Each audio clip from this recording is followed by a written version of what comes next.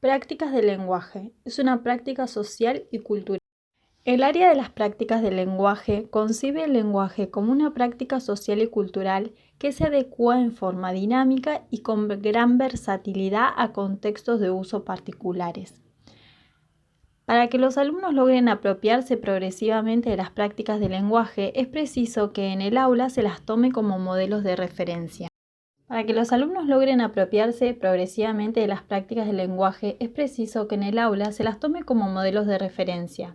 Si en la vida social la escritura se realiza con determinados propósitos, se dirige a destinatarios definidos, se adecua a diferentes géneros discursivos, se debe hacer en el aula de igual modo.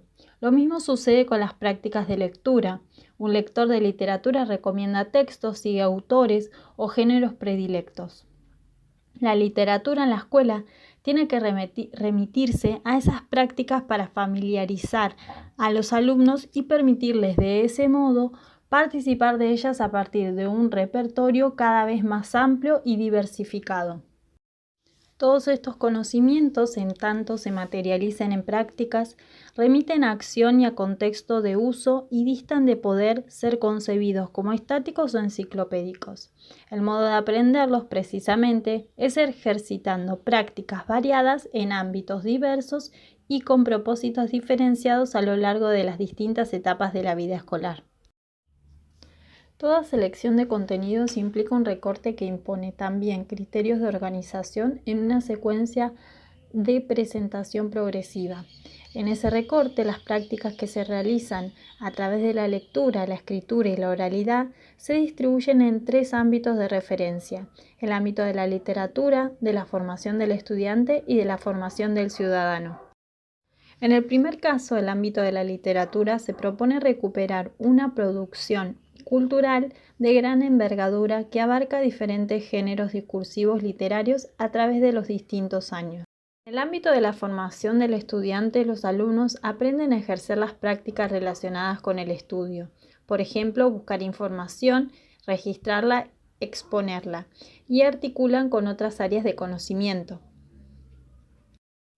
El tercero de los ámbitos, el de la formación del ciudadano, permite establecer un vínculo directo con la comunidad, a través del análisis crítico de los medios de comunicación, de la distinción entre propagandas y publicidades, del conocimiento del modo de interacción en diferentes instituciones, en síntesis de la vida social, en la que participan como miembros activos y sujetos de derecho.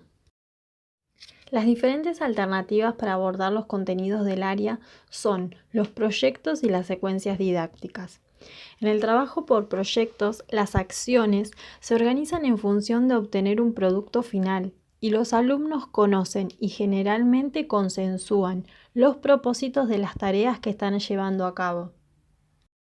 Cabe destacar que no todos los contenidos se pueden presentar mediante proyectos. Las secuencias didácticas permiten desplegar en forma simultánea otras prácticas del lenguaje que requieren atención puntual y recursividad.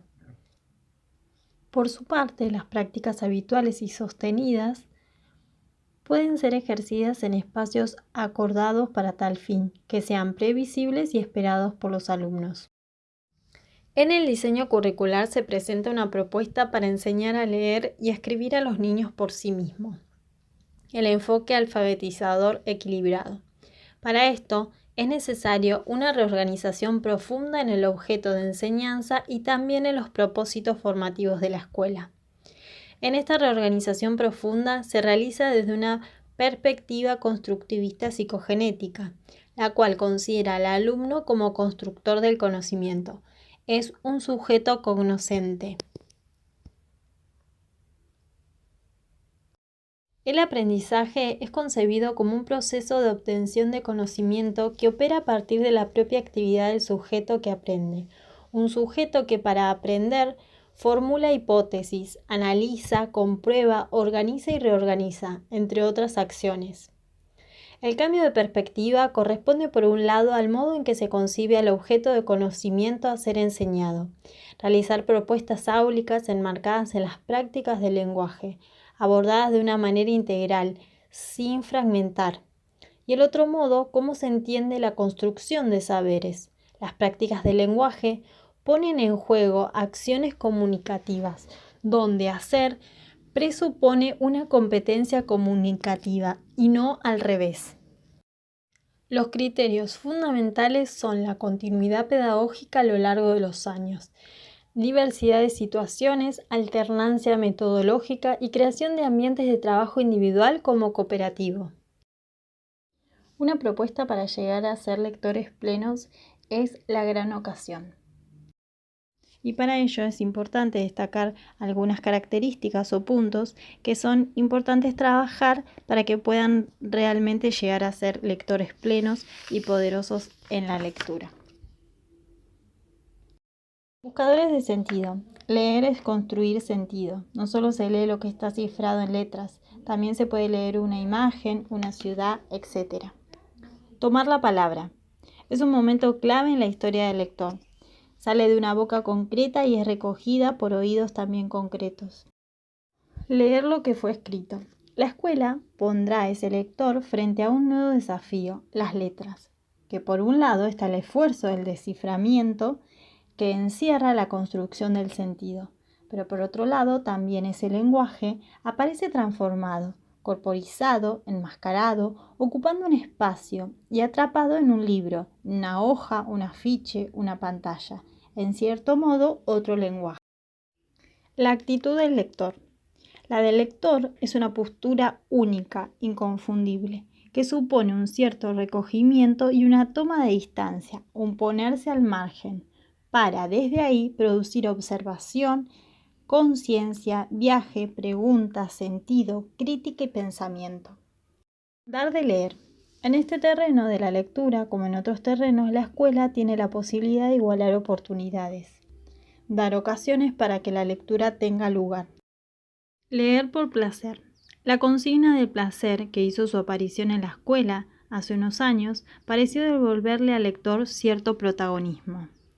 Hablar de placer incluye esfuerzo, sorpresa, incluso cierta incomodidad y un encuentro bien ganado, menos fácil, con el texto luego del trabajo y la aventura. La lectura como experiencia. El lector activo. Cuando hablamos de lectura hablamos de lectores. El que lee es el lector. Se hace cargo de su lectura. El lector no es pasivo, ofrece una resistencia, se coloca frente al texto, entra en juego con él y produce su lectura. El lector dispone de un espacio de lecturas acumuladas y también de ciertas reglas de juego, una poética.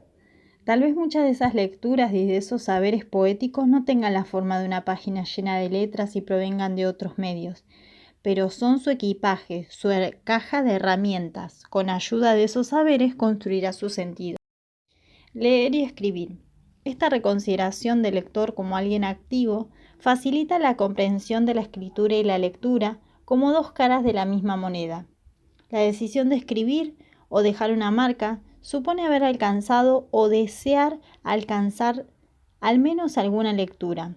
Escribir es una forma de estar leyendo, del mismo modo en que contar es una forma de leer lo que se cuenta. Leer y escribir van siempre juntos. Por eso resulta tanto más sencillo ponerse a escribir cuando uno tiene algo que decir. Enseñar a leer. Lo primero que puede hacer un maestro que quiere enseñar a leer es crear la ocasión, un tiempo y un espacio propicio, un estado de ánimo y también una especie de comunión de lectura. Entre el enigma y la confianza. Elegir es un grandísimo privilegio y una oportunidad excelente para enseñar a leer. El maestro conoce a su círculo. Si el lector es puesto frente a algo absolutamente ajeno, algo cerrado, posiblemente lo rechace. En cambio, si hay alguna puerta y el lector no queda aniquilado, sino que se siente que puede jugar, que puede ejercer su trabajo y leer con alguna confianza, creyendo en sí mismo como lector, los efectos serán saludables. Esta estimulante dosificación de enigma y confianza es una de las intervenciones más importantes del maestro. El lector frente al texto. El lector se desconcierta frente a lo que fue escrito. Hay un momento inquietante, enigmático, en el que uno no sabe si saldrá adelante con el juego. No conviene llenar por anticipado, como muchas veces se suele hacer explicando de más, adelantando el tema. Inmediatamente después, en cuanto el lector comience su actividad, ponga en juego sus estrategias y vaya desplegando su lectio, también tendrá oportunidad de intervenir, acompañar, alentar y entretejer y colaborar en los descubrimientos, pero no debería intervenir en el momento enigmático, que es cuando queda planteado el reto. Los problemas de la alfabetización comenzaron cuando se decidió que escribir no era una profesión sino una obligación y que leer no era marca de sabiduría sino marca de ciudadanía. Al hablar de leer y escribir, surgen los problemas en la alfabetización. Ferreiro nombra 3 conceptos: el iletrismo, el analfabetismo y la alfabetización. El iletrismo son personas que alcanzaron la escolaridad básica, pero no son lectores con sentido. No tienen la cotidianeidad en la lectura, el gusto y el placer por ella. El analfabetismo habla de personas que no alcanzaron el mínimo de escolaridad básica. La alfabetización es un derecho, no es una obligación ni un lujo. No solo se habla de que la persona alfabetizada es quien alcanza la escolaridad básica, sino quien le da sentido a lo que lee y escribe. Ferreiro hace la diferencia en que hay niños que ingresan a la lengua escrita a través de la magia, una magia cognitivamente desafiante, y niños que entran a la lengua escrita a través de un entrenamiento consistente en habilidades básicas. En general, los primeros se convierten en lectores y los otros en iletrados o en analfabetos funcionales. Es importante, como nombra Ferreiro, mostrar y demostrar que los niños piensan a propósito de la escritura y que su pensamiento tiene interés, coherencia, validez y extraordinario potencial educativo. Hay que escucharlos, hay que ser capaces de escucharlos desde los primeros balbuceos escritos. Detrás o más allá de los ojos, los oídos, el aparato fonatorio y la mano, hay un sujeto que piensa y trata de incorporar a sus propios saberes este maravilloso medio de representar y recrear la lengua que es la escritura, todas las escrituras. El aula como ambiente alfabetizador. Este espacio se resignifica para convertirse en el punto de encuentro con la escritura. Se trata de que los niños estén inmersos en la cultura escrita, en contacto directo con diversos tipos textuales que frecuentar y estén disponibles para consultar con distintos fines. El ambiente alfabetizador se presenta como la oportunidad de interactuar con diversas escrituras y de llevar a cabo los quehaceres del lector y del escritor.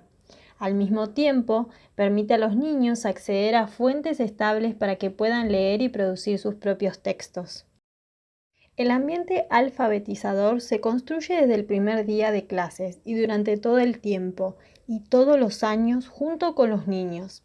Las escrituras que lo conforman surgen de las prácticas que se llevan a cabo diariamente en el aula, en los 3 ámbitos de incumbencia de las prácticas del lenguaje. La Ley de Educación Nacional establece los principios de educación común y de escolarización gratuita y obligatoria. Matriz homogeneizante de ciudadano argentino e hispanohablante. Esta normativa funda una institución escolar que constituye el medio efectivo para integrar plenamente a los hijos de los inmigrantes a la sociedad argentina. Al hablar de lenguas podemos diferenciar 2, la lengua materna y la lengua social. La lengua materna es la familiar, afectiva, la que aprende en su casa, es la identidad de base. La lengua social es la que incorpora en alguna institución.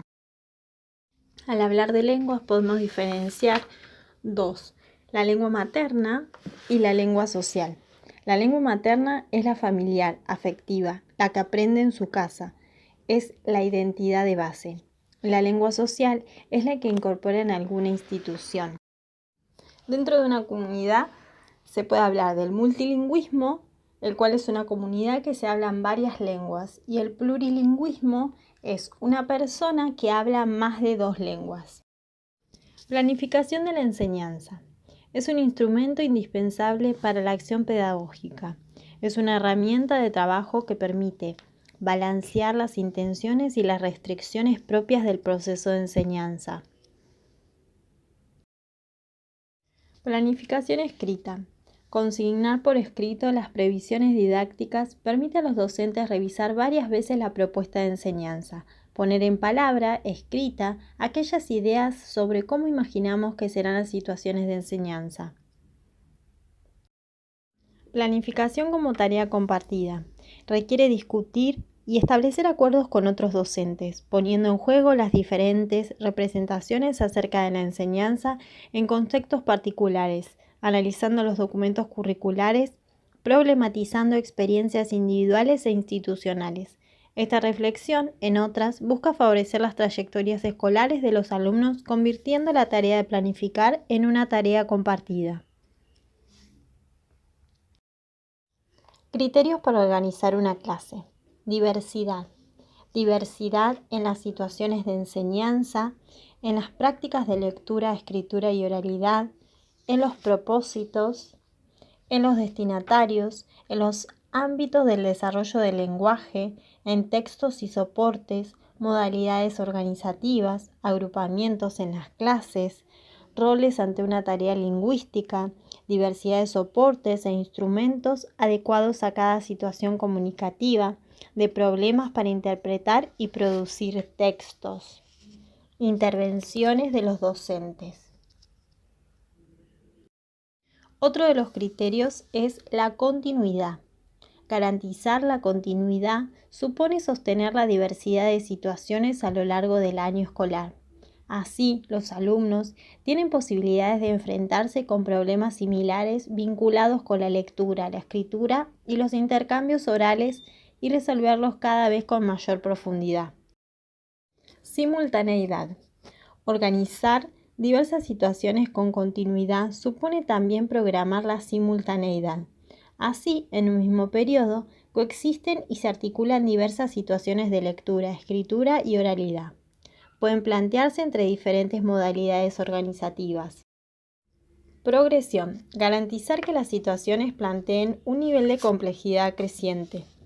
El criterio de progresión es uno de los más complejos de considerar a la hora de planificar la enseñanza, porque lo que es desafiante para algunos alumnos puede no serlo para otros, en relación con las experiencias formativas y oportunidades de interacción con la cultura escrita dentro y fuera de la escuela.